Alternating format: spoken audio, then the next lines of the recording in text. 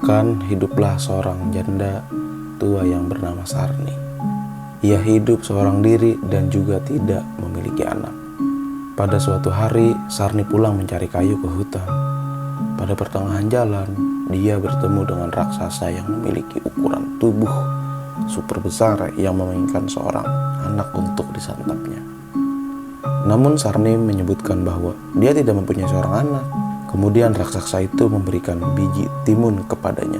Ia menyebutkan bahwa Sarni akan memperoleh anak setelah 2 minggu.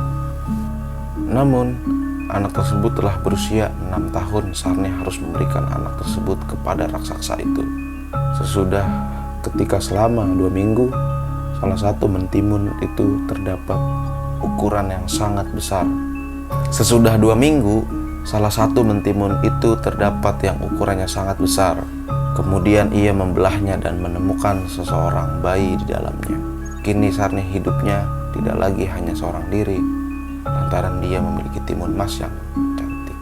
Pada suatu waktu, sang raksasa tiba untuk menagih janjinya, yaitu meminta timun emas agar diberikan kepadanya.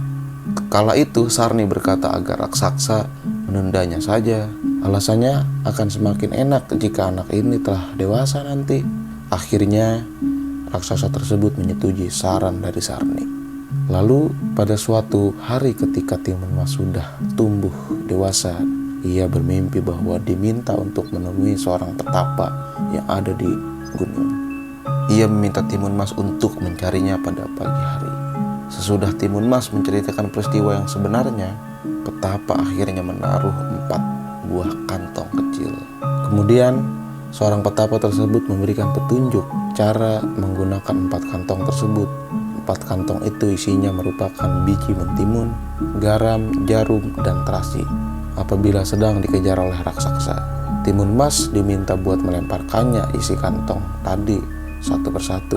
Setelah mendapatkan petunjuk tersebut, ia berpamitan untuk pulang ke rumah. Setelah itu, sang raksasa datang lagi untuk menagih janjinya pada esok harinya. Namun Sarni meminta pada raksasa supaya tidak mengambil anaknya. Hal ini lantaran Sarni sangat mencintai dan menyayangi anaknya. Bahkan dia juga rela memberikan dirinya sebagai ganti timun emas. Namun raksasa itu marah dan menolak tawaran tersebut. Timun emas lalu keluar dan menantang raksasa besar lantaran merasa tidak tega melihat Sarni diperlakukan seperti itu. Timun emas dalam lemparan pertama melempar isi kantong biji timun yang menimbulkan tumbuhan timun yang tinggi. Namun raksasa tetap sanggup melewati tumbuhan timun yang melilit dalam tubuhnya dan masih bisa mengejarnya. Pada lemparan kedua, kantong berisi jarum. Seketika tumbuhlah pohon bambu yang tinggi dan tajam. Walaupun kaki raksasa berdarah, tetapi masih saja mampu mengejarnya.